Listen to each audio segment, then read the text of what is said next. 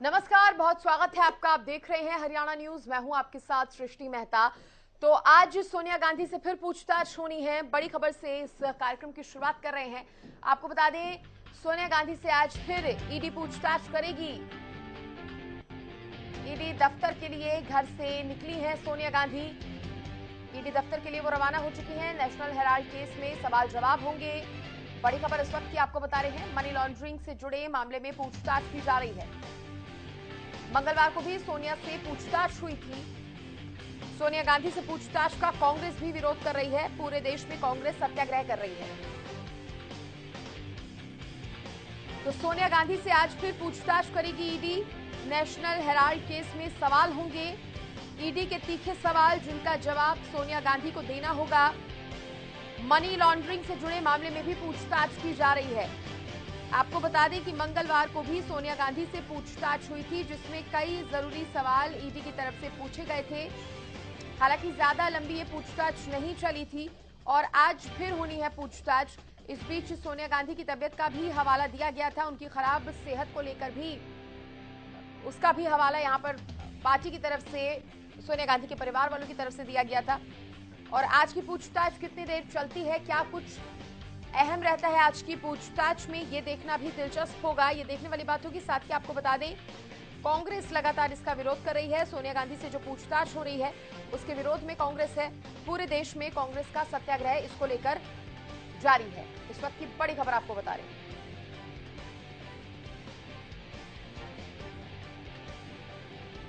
तो सोनिया गांधी से आज फिर होगी ईडी की पूछताछ। नेशनल हेराल्ड केस में तीखे सवाल ईडी से पूछे जाएंगे। मनी लॉन्ड्रिंग से जुड़े मामले में पूछताछ हो रही है। इस वक्त की बड़ी खबर आपको बता रहे हैं। साथ ही आपको बता दें कि मंगलवार को भी सोनिया गांधी से पूछताछ हुई थी। सोनिया से पूछताछ का कांग्रेस लगातार विरोध कर रही है।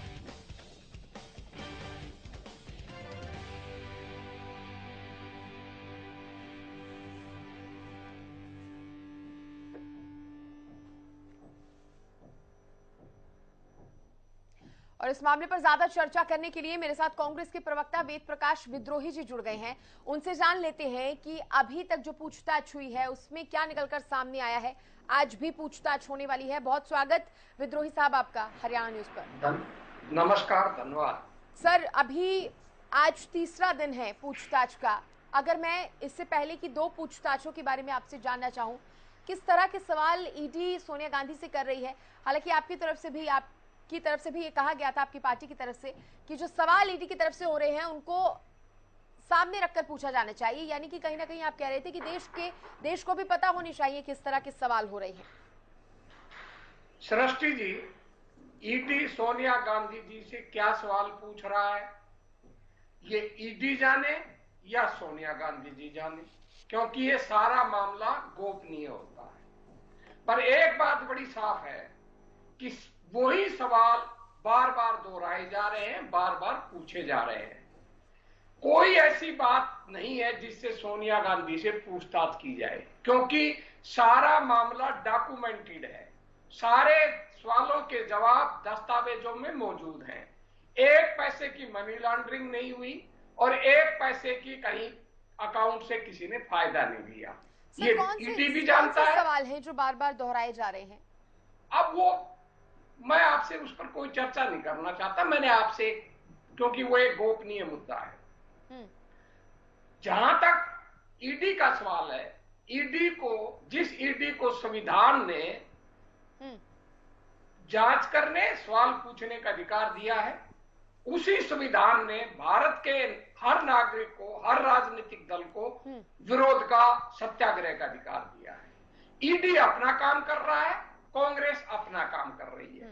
लॉ अबाइड सिटीजन की तरह कानून की परिपालना करते हुए हम ईडी के हर बुलावे पर हमारे नेता जा रहे हैं। राहुल गांधी जी से 5 दिन तक 55 घंटे पूछताछ हुई, वो गए। सोनिया जी से अब तक 9 घंटे पूछताछ हो चुकी है और आज जितना दिन चाहे, जैसा चाहे, जितनी बार चाहे ईडी पूछताछ कर लेगा। पर मैं आपके सामने एक छोटा सा आंकड़ा रखूंगा, उसको जानकर आप स्वयं मूल्यांकन कर लें कि ईडी किस तरह लोगों को डरा रहा है, धमका रहा है, राजनीतिक आतंक पैदा कर रहा है। सोमवार को पार्लियामेंट के अंदर वित्त मंत्रालय की तरफ से एक सवाल के जवाब में लोकसभा में बताया गया कि 2002 से 2022 तक जब से ईडी का गठन हुआ है 20 वर्षों में ईडी ने 5422 मुकदमे दर्ज किए हैं और इनके अंदर 1,04,000 करोड़ की संपत्तियां ईडी ने जब्त की है। पर जब ये मामले कोर्ट में गए तो 5,422 की बजाय केवल 992 मामले कोर्ट में ले जाए गए, केवल 992। और इन 992 मामलों में जो 1,04,000 करोड़ रुपए की संपत्तियां जब्त की गई थी उसमें केवल 869 करोड़, आप नोट कर लीजिए, 869 करोड़ की संपत्तियां जब्त करने का मामला आया। अर्थात 1,03,000 करोड़ से ज्यादा संपत्तियां जो जब्त की थी वो गलत थी, लोगों को मूर्ख बनाने के लिए थी। जो 4500 मुकदमे थे वो ठंडे बस्ते में पड़े हैं, उनका पास ईडी के पास कोई सबूत नहीं है, केवल आतंक के लिए फैलाए जा रहे हैं। पिछले 20 सालों के अंदर 23 मामलों में केवल ईडी सबूत पेश कर सजा दिलवा पाया है, जो ईडी के सारे मामलों का 0.05% है। अब आप इसी आंकड़े को देखकर ईडी की जांच, ईडी की नीयत और ईडी की विश्वसनीयता पर स्वयं अंदाजा लगा लीजिए ईडी कैसी जांच करती है और ईडी वास्तव में जांच कर रही है या भाजपा का इलेक्शन डिपार्टमेंट बनकर काम कर रही है। ठीक है सर, बहुत बड़े आरोप आपने लगाए हैं और ईडी पर आपने आरोप लगाया। मैडम मैं आरोप नहीं लगा रहा, मैडम एक बात सुन लीजिए, मैं आरोप नहीं लगा रहा। दुर्भाग्य है इस देश का। जो आंकड़ा मैं आपको बता रहा हूँ वो आंकड़ा पूरे मीडिया को देश के सामने रखना चाहिए था। पर 3 दिन हो गया मीडिया इस आंकड़े को दबाए हुए, एक आध मीडिया ने बताया है। या आप लोकसभा की वेबसाइट पे जाएंगे, क्वेश्चनों के पूछेंगे तो आपको पता चल जाएगा, या जो सांसदों को जो जवाब आते हैं अगर आप उनको पढ़ोगे तो पता चल जाएगा।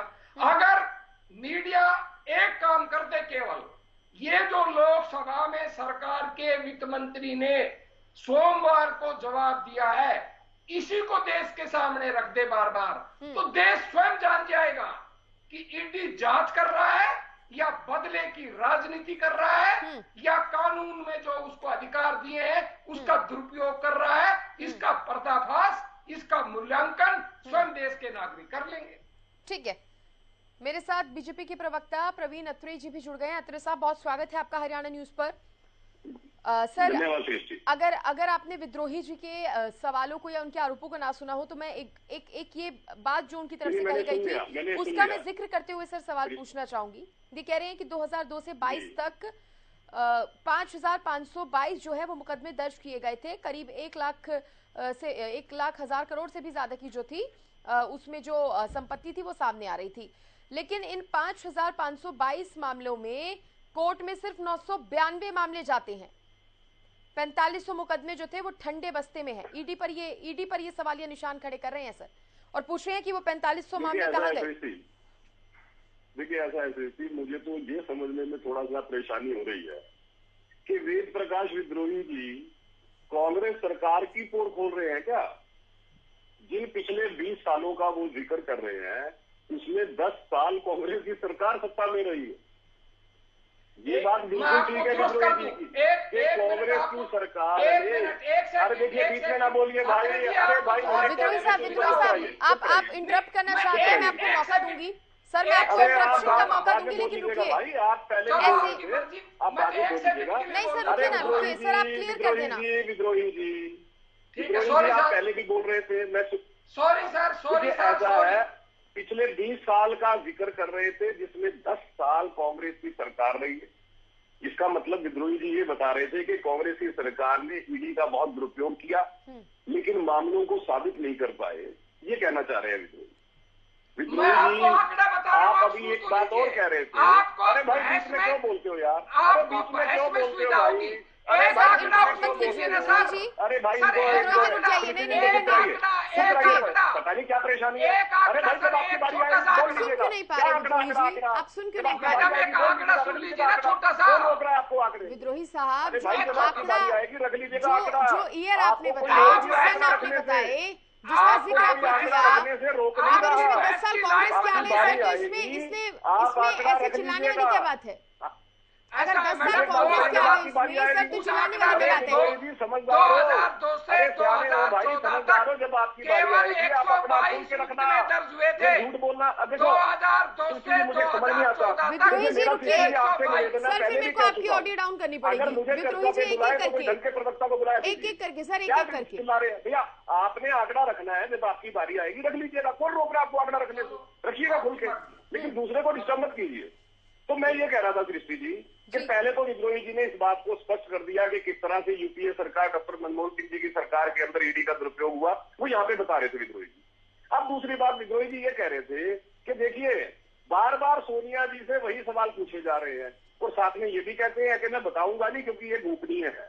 हाँ। जो मामला गोपनीय है, एक जांच एजेंसी की जांच का जो मामला है, उसकी जानकारी वेद प्रकाश विद्रोही जी को है कि वो बार बार वही सवाल पूछ रहे हैं। अरे भाई झूठ बोलो, कम से कम ढंग से तो बोल लो। दूसरा ये कह रहे थे कि साहब ये तो सब ऑन डॉक्यूमेंट है, सवाल किस बात के पूछे जा रहे हैं? जनता सवाल पूछती है कि यंग इंडियन लिमिटेड को जो 50 लाख रुपए जो उन्होंने अपने अकाउंट में अनसिक्योर्ड लोन खड़ा किया हुआ था, हाँ। जिसकी एवज में कांग्रेस पार्टी से उन्होंने 90 करोड़ रुपए की लोन की रिकवरी का अधिकार ले लिया, वो 50 लाख रुपए कहां से आए यंग इंडियन लिमिटेड के पास? जनता भी जानना चाहती है। विद्रोही जी, कलकत्ता की कंपनी जो हवाला का धंधा करती है, उस हवाला की धंधा करने वाली कंपनी से वो 50 लाख रुपए आए हैं। ईडी ये जानना चाहती है कि ये हवाला का पैसा यंग इंडियन लिमिटेड के पास कैसे आया। ये सवाल पूछना चाहती है कि जनता भी जानना चाहती है। जनता ये भी जानना चाहती है कि जो एसोसिएट जर्नल लिमिटेड, जिसके पास 2000 करोड़ रुपए से ज्यादा की प्रॉपर्टी है, उसके शेयर होल्डर की मीटिंग बुला के उनसे इजाजत क्यों नहीं ली कि एजेएल का टेक ओवर कर रही है यंग इंडियन लिमिटेड? आपने अपने स्तर पे ये काम कैसे कर लिया? क्या शेयर होल्डर्स को इसके बारे में आपने परमिशन नहीं लेनी थी? और आपको ये भी बता दूं, 2 शेयर होल्डर्स ने, जिनमें से एक जो प्रशांत भूषण जी के पिता शशि भूषण जी, जो हमारे देश के कानून मंत्री रह चुके हैं, वो भी शेयर होल्डर है। उन्होंने बाकायदा लिखित में शिकायत दी थी इस विषय पे कि हमारी इजाजत के बिना कंपनी को खा गए। कंपनी की ये 2000 करोड़ रुपए से ज्यादा की प्रॉपर्टी यंग इंडियन लिमिटेड के पास चली गई। ये मामला इतना सीधा नहीं है, ये बात ठीक है इनकी, ये कागजों पे स्पष्ट है, इसीलिए तो ईडी सवाल पूछ रही है। वो ये कहते हैं कि साहब देखिए, ये सब जानते हैं कि मनी लॉन्ड्रिंग के मामले में ईडी जांच करती है, और यहाँ तो बिल्कुल सामने स्पष्ट है मनी लॉन्ड्रिंग का मामला।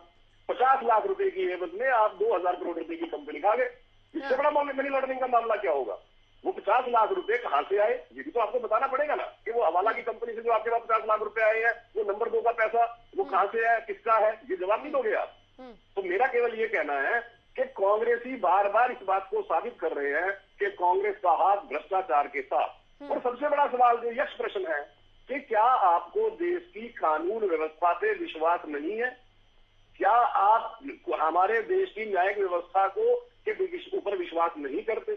एक जांच एजेंसी जांच कर रही है, कुछ सवालों का जवाब चाहती है, ये हम सभी जानते हैं। जांच के बाद वो विषय कोर्ट में जाता है, निर्णय कोर्ट करती है, लेकिन क्यों नहीं चाहते कांग्रेसी कि सोनिया जी से सवाल पूछे जाए, राहुल जी से सवाल पूछे जाए? तो मैं बताता हूँ, क्योंकि इन लोगों ने इस परिवार को अपना माई बाप समझा हुआ है। इन लोगों ने इस डेमोक्रेसी को राजशाही समझा हुआ है कि ये एक राज परिवार है, कानून से ऊपर है, इससे कानून सवाल नहीं पूछ सकता। और ये बात कांग्रेस कई बार साबित कर चुकी है। आपको एक और बात बताता हूँ सृष्टि जी, जब देश की पूर्व प्रधानमंत्री इंदिरा गांधी जी की हत्या हुई थी, हत्या के स्थान पे सबसे पहले पहुंचने वाली शख्सियत सोनिया जी थी। क्या उस केस में किसी जगह पे सोनिया जी को इन्वेस्टिगेशन के लिए, पूछताछ के लिए बुलाया गया? बता दें प्रकाश विद्रोही जी।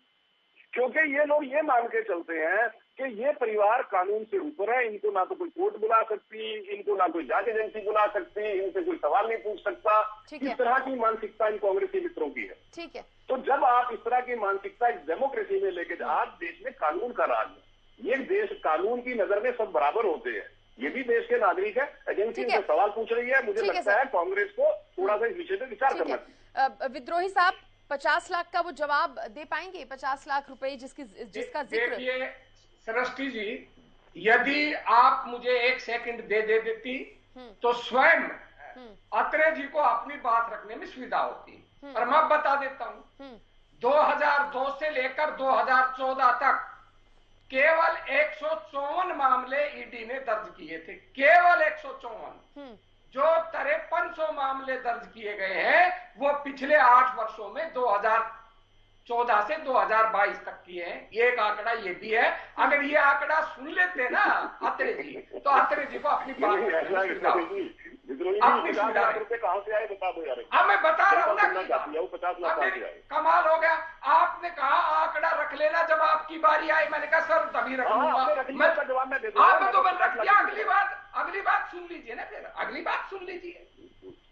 आप जिसको मनी लॉन्ड्रिंग का मामला बता रहे हैं वो कंपनी कलकत्ता की आरपी गोयनका की कंपनी है, जो देश का प्रतिष्ठित उद्योगपति है। हाँ। और उस आरपी गोयनका से आपने भी चंदा ले रखा है करोड़ों रुपया। भाजपा ने झूठ बोल रहे हैं, वो आरपी गोयनका की कंपनी नहीं है, झूठ बोल रहे हैं। वो एक हवाला कंपनी है, झूठ बोलना।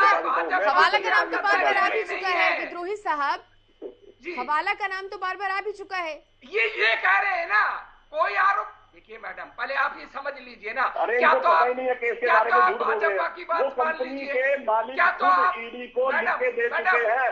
फिर ये मैडम सुन लीजिए ना, क्या तो आप भाजपा की बात मान लीजिए, मुझे कोई आपत्ति नहीं है, या आप वो मान लीजिए जो केस है। अभी तक सोनिया गांधी राहुल गांधी पर कोई चार्जशीट आरोप लगा ही नहीं है। अभी तक तो उनको गवाह के रूप में बुलाया जा रहा है, उन पर कोई आरोप नहीं है अभी तक। तो जब आरोप ही नहीं लगा तो हवाला कहां आरोप लगा दिया? ईडी पूछ रही है अपनी तरफ से कि भाई ये पैसा कहां से आया, उसका हम जवाब दे रहे हैं। इन्होंने हवाले का आरोप ये भाजपा ने लगाया, तो हम भाजपा को जवाब दे रहे हैं। कांग्रेस को डर क्या है, कहीं आरोप से हमें कोई डर नहीं। मैडम डर होता तो हम ईडी के सामने जाते क्यों नहीं? जा रहे हैं, हम कोर्ट में जाते, हम इस पर स्टे लेते कि भाई एफआईआर नहीं है तो जांच क्यों कर रही? और हम नहीं गए, भी तो कर रहे हैं ना सर, नहीं कर रहे हैं। कोर्ट में हम नहीं गए, कोर्ट में हम इस्तीफा को रद्द करवाने के लिए कोर्ट में जमानत लेने गए। आप जमानत जी नहीं, आप गलत कह रहे हो। आप सुप्रीम कोर्ट में ये मामला रद्द करवाने गए। सुप्रीम कोर्ट ने कहा कि आपको जांच में शामिल होना पड़ेगा, आपके ऊपर जांच होगी, और कोर्ट में जाना कैसे होता है? अरे क्यों झूठ बोल रहे हो भाई? राहुल गांधी और सोनिया गांधी जी को किस मामले में जमानत मिली है, मुझे ये बताइए। किस मामले में जमानत मिली है ये बता दीजिए। मैं बता रहा हूँ। अरे मुझे ये बता दीजिए, राहुल और सोनिया जी किस मामले में जमानत पे है ये बता दीजिए। आप सुनने को तैयार नहीं। अरे तो फिर बताइए, जमानत पे है, कोर्ट में गए होंगे तभी जमानत मिली होगी। बताऊं, आप सुनो तो बताऊं। बोलिए। सुब्रमण्यम स्वामी ने इस्तगासा किया था। इस्तगासे की प्रक्रिया में हर एक व्यक्ति को, चाहे उसने अपराध किया हो या ना किया हो, कोर्ट उसको जब सम्मन करता है तो उसको जमानत लेनी पड़ती है। हम इस्तगासा रद्द करवाने के लिए कोर्ट में गए थे। सुप्रीम कोर्ट ने आखिरी रूलिंग दी कि हम रद्द नहीं करेंगे, जो भी आपने इसको रद्द करवाने की प्रक्रिया है वो आप लोअर कोर्ट में जाइए। दूसरा, हम कोर्ट में गए थे, आपने राहुल गांधी को 350 करोड़ रुपए का नोटिस दिया था इसमें इनकम टैक्स में। उसमें सुप्रीम कोर्ट ने इनकम टैक्स के नोटिस को स्टे कर रखा है, और साथ में कह रखा है कि, और वो मामला सुप्रीम कोर्ट में चल रहा है कि जब तक सुप्रीम कोर्ट इस पर निर्णय नहीं करता कोई भी करेक्टिव मेजर नहीं उठाए जाएंगे। ठीक है विद्रोही साहब, आपने अपनी बात कह ली। मेरे साथ राजनीतिक विश्लेषक राकेश कुमार जी भी जुड़ गए हैं। बहुत स्वागत है सर आपका। मेरे साथ मेरे वरिष्ठ सहयोगी अमित तिवारी भी जुड़ गए हैं। राकेश जी, ये जो मामला लगातार सामने आ रहा है, मनी लॉन्ड्रिंग से भी कहीं ना कहीं इसको देखकर जोड़कर देखा जा रहा है। हालांकि कांग्रेस यहाँ पर ये कह तो रही है कि हमें जांच से कोई एतराज नहीं है, पूछताछ हो रही है, हमें उससे एतराज नहीं है क्योंकि हम गलत नहीं है। बावजूद इसके प्रदर्शन हो रहा है, सत्याग्रह हो रहा है, और कांग्रेस यह आरोप भी लगा रही है कि सवाल जो है वो बार बार रिपीट किए जा रहे हैं। ईडी के पास कोई सवाल नहीं बचे हैं, बस परेशान करने का एकमात्र जरिया है, तरीका है। जी देखिए, जिस तरीके से सोनिया गांधी जी को नोटिस इश्यू हुआ कि वो इन्वेस्टिगेशन को ज्वाइन करें, तो इसके अंदर सबसे पहले तो अगर कानूनी तौर पे कहा जाए तो ये मामला सब जुडिस है। जो मामला न्यायालय के बीच लंबित हो या जिसकी इन्वेस्टिगेशन पेंडिंग हो, उसके बारे में हम इस प्लेटफॉर्म पे ये नहीं कह सकते कि क्या इन्वेस्टिगेशन चल रही है या इसका क्या निष्कर्ष आएगा, क्योंकि सब जुडिस है। एक बार ईडी की पूरी जांच हो जाए, उसके बाद ईडी की तरफ से क्या लास्ट क्लोजर स्टेटमेंट आएगी, वो क्या रिपोर्ट को कोर्ट में फाइल करते हैं और उनसे क्या क्वेश्चंस पूछे जा रहे हैं या उन क्वेश्चंस के उनके द्वारा क्या जवाब दिए जा रहे हैं, ये केवल ईडी को पता है या जिनसे क्वेश्चन आंसरिंग हो रही है उनसे हो रही है। लेकिन मेरा व्यक्तिगत तौर पे मानना यह है कि अगर कोई जांच एजेंसी इस तरीके से किसी भी पॉलिटिकल पार्टी के चीफ को या प्रेसिडेंट को या किसी को भी कॉल करती है, तो ये इतना बड़ा मुद्दा ही नहीं है कि उसको इस तरीके से डिफरेंट प्लेटफॉर्म्स पे डिस्कस किया जाए।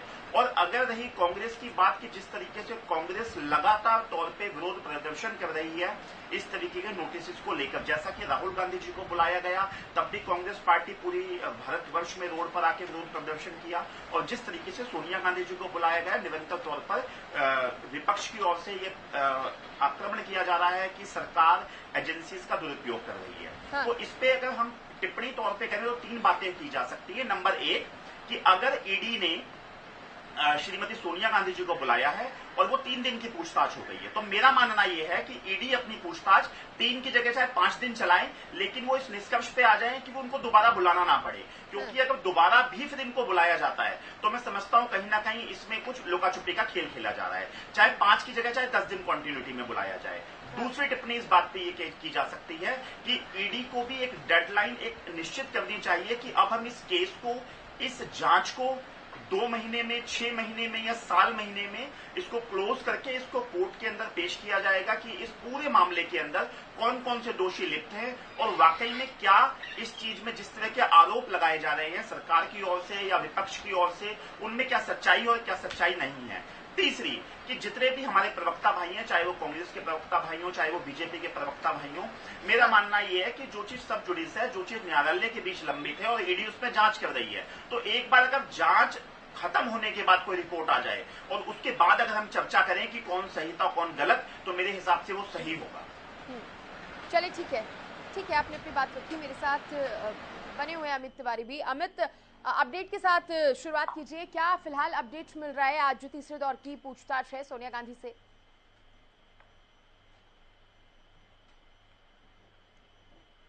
कल की जो करीब जो 6 घंटे की पूछताछ रही, अब तक करीब 8 घंटे की पूछताछ 3 राउंड में सोनिया गांधी की हो चुकी है।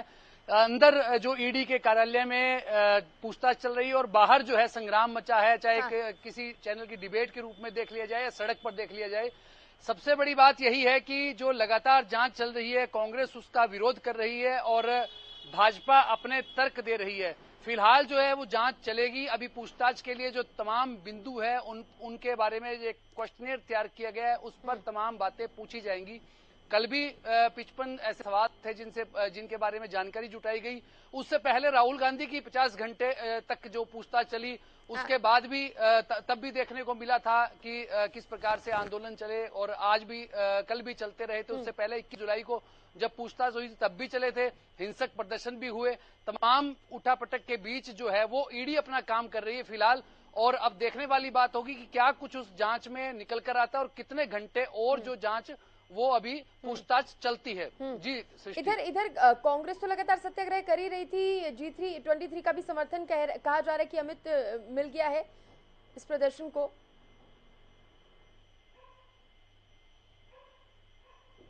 जी बिल्कुल, चाहे प्रदर्शन को सपोर्ट मिलता रहे। कल राहुल गांधी भी जैसे सड़क पर बैठे रहे और उसके बाद उन्हें वो अपनी हिरासत में लेने की मांग करते रहे। तो इस प्रकार के जो लगातार अगर बात की जाए तो आंदोलन चल रहा है, उसको लेकर अब देखने वाली बात होगी कि जो सत्याग्रह एक तो पूछताछ के विरोध में है, पूछताछ के तरीके को लेकर है, राजनीतिक बदले की भावना को लेकर आरोप लगाया जा रहा है। तमाम आरोप प्रत्यारोप के बीच जो है वो पूछताछ चल रही है। देखने वाली बात होगी उसमें क्या नतीजे निकल कर आते हैं। फिलहाल जो इस पूछताछ के साथ साथ तमाम जो अन्य मुद्दे हैं, महंगाई है, जीएसटी का लगना है और दूसरे मुद्दे हैं, वे भी कांग्रेस की ओर से उठाए जा रहे हैं। जी सृष्टि। चलिए ठीक है अमित, और बाकी मेहमानों का भी बहुत बहुत शुक्रिया जुड़ने के लिए, इस कार्यक्रम में शामिल होने के लिए बहुत शुक्रिया। विद्रोही साहब, अत्रे साहब और राकेश कुमार जी। तो देखिए, सोनिया गांधी से आज फिर पूछताछ हो रही है और कितनी देर ये पूछताछ चलती है ये थोड़ी देर में सामने आ जाएगा। फिलहाल कांग्रेस यहां पर अपना सत्याग्रह जारी रखेगी, कांग्रेस की तरफ से ये साफ कह दिया गया है। और इसी के साथ इस बुलेटिन में इतना ही। देखते रहिए हरियाणा न्यूज। नमस्कार।